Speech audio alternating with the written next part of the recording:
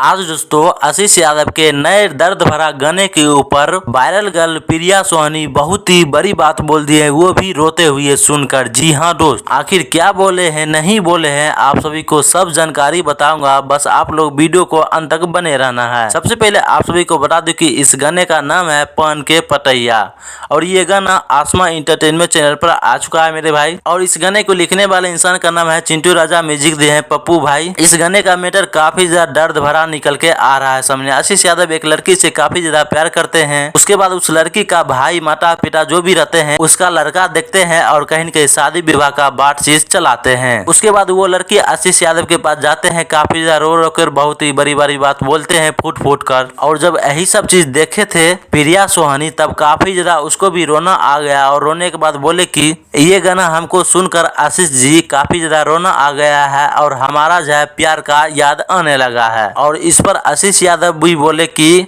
अरे यार क्या बताऊं यार। तो दोस्तों इतना बड़ा बात बोल दिया। ऐसे दोस्तों आपकी क्या प्रतिक्रिया है आप सभी जरूर कमेंट बॉक्स में बताइएगा।